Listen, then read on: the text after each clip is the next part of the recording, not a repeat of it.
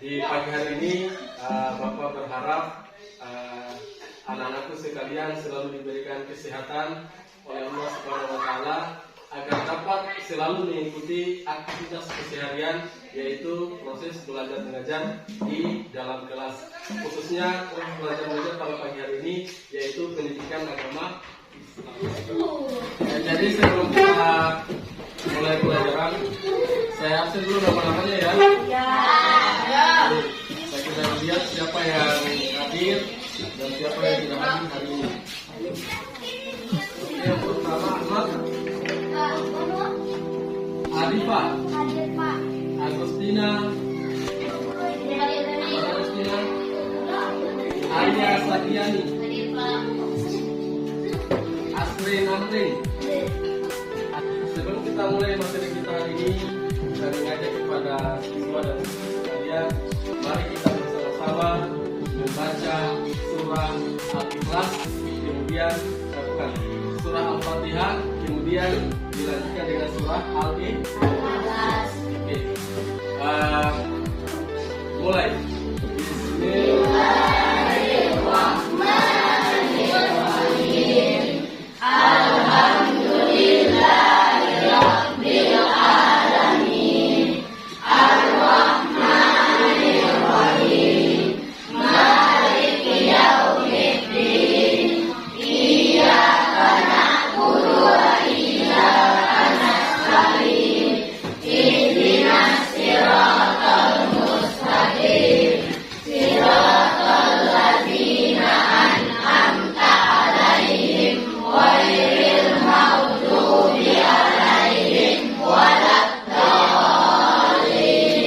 Amin. Bismillahirrahmanirrahim. Qul huwallahu ahad.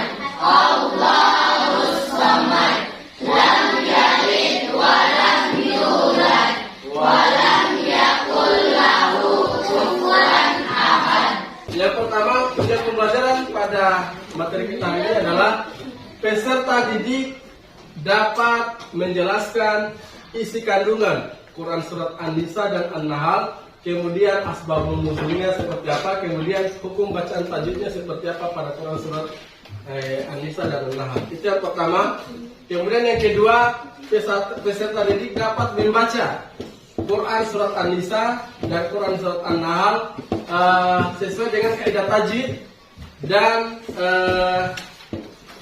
kaidah tajwid, kemudian dengan hukum bacaan alif lam samsiyah dan hukum bacaan alif lam qamariyah. Nanti sebentar kita akan pelajari semua, kemudian setelah dipelajari kemudian nanti dipraktikkan oleh masing-masing siswa. Ya. Oke, baik, selanjutnya Pak Guru akan menjelaskan materi kita hari ini. Jadi yang akan kita bahas pada materi Quran hadis sebagai pedoman hidup ini ada dua. Ya, yang pertama adalah kita mencari tahu isi kandungan Quran Surat An-Nisa, Quran Surat An-Nisa dan An-Nahl ayat 46. Kemudian kita mencari tahu asbabun nuzul turunnya ayat ini. Kemudian di dalam ayat ini ada kaidah-kaidah hukum yang harus kita pahami dalam membaca ayat. Semuanya bisa membaca Al-Quran? Bisa. Oke. Ya alhamdulillah kalau sudah bisa membaca Al-Quran ya. Oke. Pak Guru akan menjelaskan dulu apa itu hadis. Iya. Pernah dengar kata hadis? Tidak dengar. Pernah dengar? Pernah. Iya, selain ada Al-Quran ada juga hadis. Hadis riwayat. Iya, betul. Hadis itu adalah riwayat dari siapa?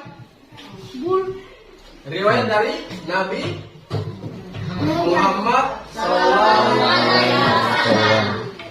Riwayat perkataan Nabi, kemudian keputusan-keputusan yang diambil oleh Nabi di masa lampau, itu namanya sunnah. Kalau Al-Quran apa dimaksud dengan Al-Quran? Al-Quran adalah merupakan, ada yang tahu? Ada yang tahu? Pernah belajar di SD? Ingat-ingat Al-Quran? Ya. Al-Quran adalah merupakan apa? Ya. Al-Quran, oke, stop dulu. Al-Quran itu adalah kalamullah atau kalam Allah. Ya, jadi Al-Quran itu isinya adalah perkataan-perkataan Allah yang disampaikan kepada siapa? Kepada malaikat Jibril untuk disampaikan kepada Nabi Muhammad Sallallahu Alaihi Wasallam. Nabi Muhammad kemudian diajarkan kepada siapa? Kepada para umatnya, betul. Ya. Jadi Al-Quran itu apa? Yang pertama tadi Al-Quran itu adalah merupakan kalamullah atau perkataan Allah yang disampaikan kepada Nabi Muhammad SAW, tetapi melalui perantara. Perantaranya adalah siapa? Malaikat Jibril. Kemudian Nabi Muhammad itu mengajarkan isinya Al-Quran untuk kita semua, untuk seluruh umat manusia. Oke. Kalau hadis, itu tadi pengertian Al-Quran. Kalau hadis itu adalah merupakan perkataan, perbuatan Nabi, kemudian keputusan-keputusan yang diambil oleh Nabi di masa lampau untuk kemudian diikuti oleh umatnya di masa sekarang. Ya. Jadi hadis itu berasal dari Nabi. Ya. Jadi hadis itu berbeda dengan Al-Quran. Al-Quran tadi berasal dari siapa?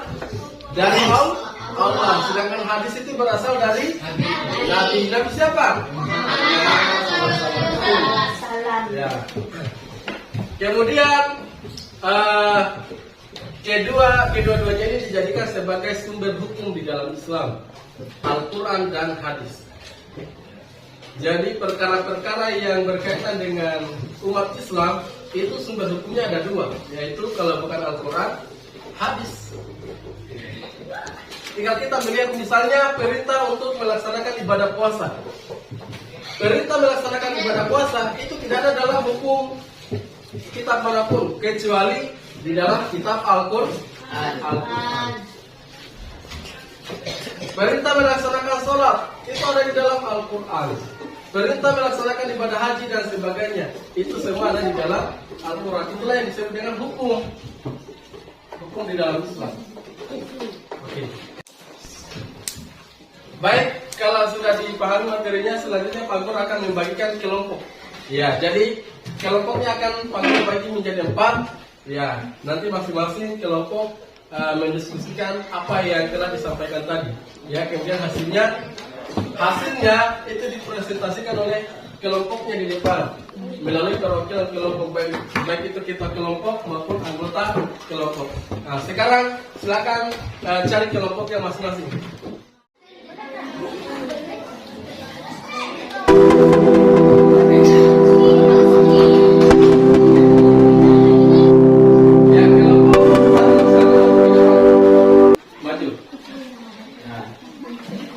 Kelompok 2 mana?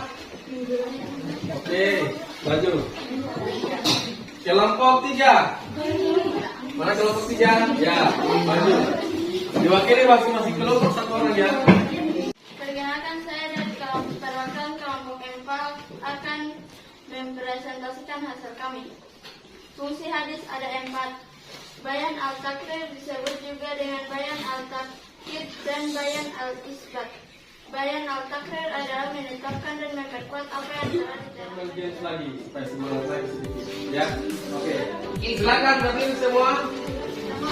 Semuanya berdiri. Ya, semuanya berdiri. Silakan berdiri semuanya. Oke. Oke, berdiri semua ya.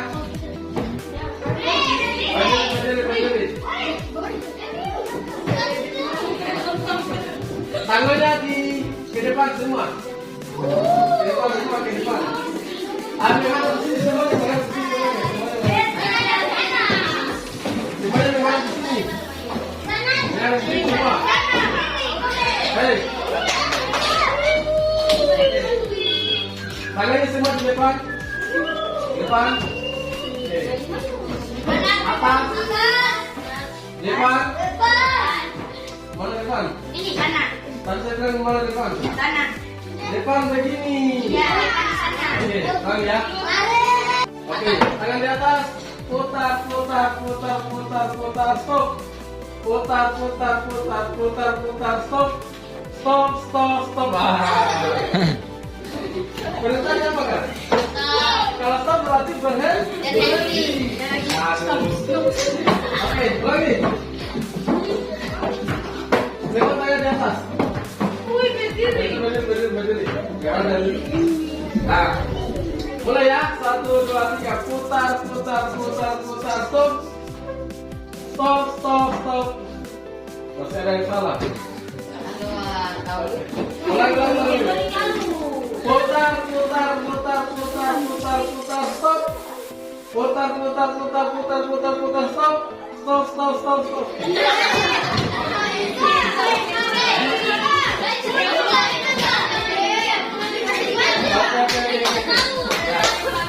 Di depan lagi. Depan tangannya semua depan. Ikuti gerakan saya ya. Oke. Putar. Stop. Putar. Stop. Pegang ragu. Mana lagi? Nah, gerak kepala. Oke, silakan dulu. Baik, tadi sudah masing-masing kelompok sudah menampilkan hasil daripada kelompoknya atau hasil visi yang diskusikan terhadap bersama kelompoknya. Sekarang Pak Guru ingin bertanya kepada kalian, apa masalah materi yang belum dimengerti? Ada yang bertanya? Silakan. Siapa? Ya, silakan. Apa pertanyaannya? Apa fungsi sunnah dalam Al-Quran? Apa fungsi sunnah dalam Al-Quran? Ada yang bisa jawab? Oke, silakan. Fungsi sunnah adalah menetapkan dan memperkuat apa yang telah diterangkan dalam Al-Quran dan memberikan kepastian hukum Islam yang tidak ada di dalam Al-Quran. Oke, bagus. Oke, baik. Bagaimana yang penanya tadi sudah paham? Mengerti? Oke, siapa tangan dulu? Sekarang sebelum kita tutup materi kita hari ini, terlebih dahulu Pak Guru ingin bertanya, apakah ada yang bisa simpulkan apa yang menjadi materi kita pada hari ini? Saya. Ya, silakan. Materi hari ini adalah 1. Sunnah merupakan sumber syarat Islam yang dinilai kebenaran sama dengan Al-Quran. 2. Al-Quran berasal dari perkataan Allah Subhanahu wa Ta'ala, sedangkan hadis berasal dari Nabi Muhammad Subhanahu wa Ta'ala. 3. Sunnah berperan sebagai tabir atau penjelas dari Al-Quran, atau bahkan menjadi sumber hukum kedua setelah Al-Quran. Oke. Nah, baik, tadi sudah dibacakan kesimpulan oleh teman kalian. Bagus ya, berarti semua telah dipahami materi hari ini. Yang paling terakhir sekali, Pak Guru ingin bertanya sama kalian semua, apakah senang belajar materi ini? Senang dengan cara Pak Guru membawakan materi? Ya, alhamdulillah kalau semuanya senang, berarti mudah-mudahan materi hari ini dapat dipahami dengan baik oleh siswa dan siswi kalian semua ya. Baik, saya kira cukup pertemuan kita pada pagi hari ini.